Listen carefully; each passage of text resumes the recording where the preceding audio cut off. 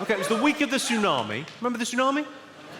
All I wanted to say was the tsunami was terrible. Tokyo was covered in raw fish and seaweed, a situation the mayor described as delicious. Could have been worse, I could have said delicious. But I didn't, because that would have been racy racism. I had a similar thing with Hurricane Sandy. You remember Hurricane Sandy that devastated the eastern seaboard of America? All I wanted to say was it was the worst thing to hit New York since those two planes. Possibly they got it right on that one. I tend to get into trouble with the papers for a joke once a year. Obviously, last year I went rogue. But I tend to get into trouble for a joke with a journalist once a year. Last year, the joke that got me into trouble with the journalist was this one. You probably remember it from the last show. Why are they called sunshine variety coaches when all the kids on board look the same? Now, the word variety is doing a lot of the heavy lifting in that joke, right?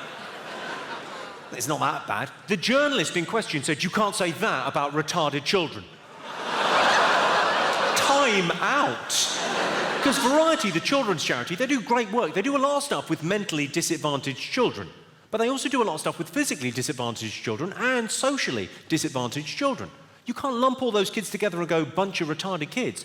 You can't call anyone retarded kids. You're a journalist. You should know better. And also, being offended on behalf of someone else, in my mind, is literally fuck all. That's just you taking the high moral ground. For you to be offended, I think, minimum, you have to be the one that's offended. So if you're genuinely offended by that last joke, you're retarded.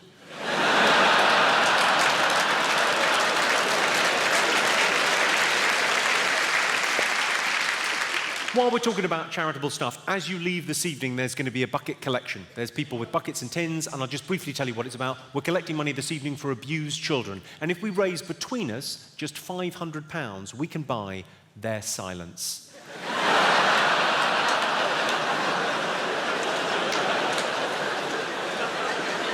That's clearly a joke, right?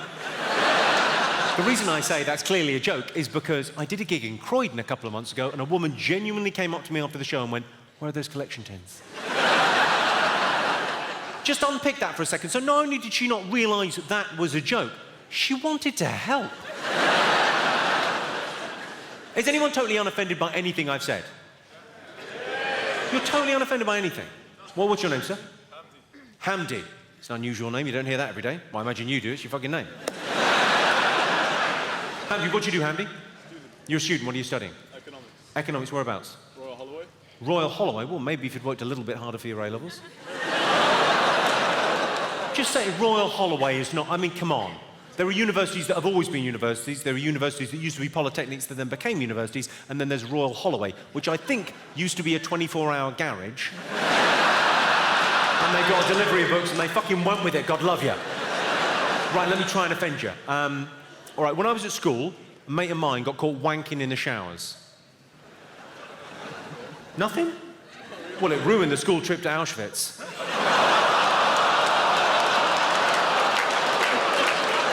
It's not going to get any more offensive than that, dude. It's a joke about the worst thing that has ever happened. Oh, I can't tell you a more offensive joke than that, but I can tell you a story about me that will change your mind about me and then change it right back. Do you want to hear it? Okay, well, it concerns, it's basically telling you about what it's like being famous. What it's like is people ask you to do things, and it's nice to say yes, because normally it's fun stuff. Do you want to be on Top Gear? Yes, I do. Do you want to do a Jubilee? Yes, I do. Do you want to come and visit a hospice? It's palliative care for teenagers. Yes, I do. I got that call about 6 years ago. I said, yeah, I'll go. I didn't know what some of those words meant. I thought it sounds all right, teenagers. I imagine that'll be fun. Now, it transpires, palliative translates to dying, and I found myself in a situation where I went, well, I've got to go. I've said I'll go. And thinking, this is going to be shit. Hand on heart, I thought, this is going to be fucking shit. But I said I'll go, so I'll go. So I went there with very low expectations. I thought, I'll be lucky to get through this without tearing up. I went there, it was genuinely, I couldn't believe what a fucking arsehole I am.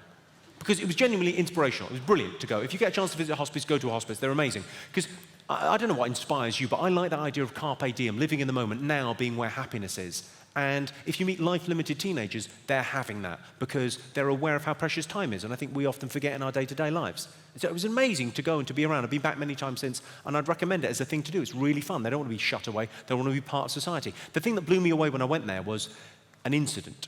So if I go out to get coffee before the show, if I go to Starbucks, obviously my coffee shop of choice. Similar views.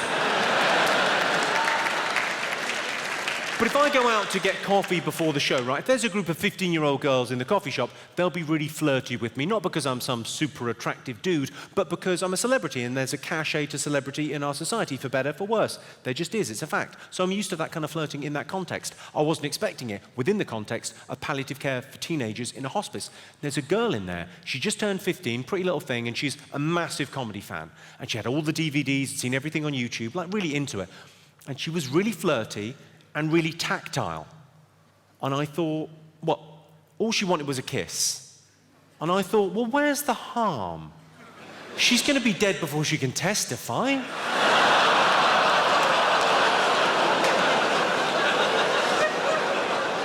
I can see you think that's bad, but I can make that worse with just 2 words. True story. It is a true story, it just happens to be about a different Jimmy.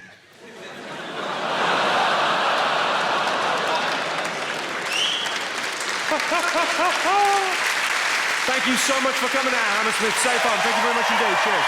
Good night. Thank you. Cheers. People with Tourette's.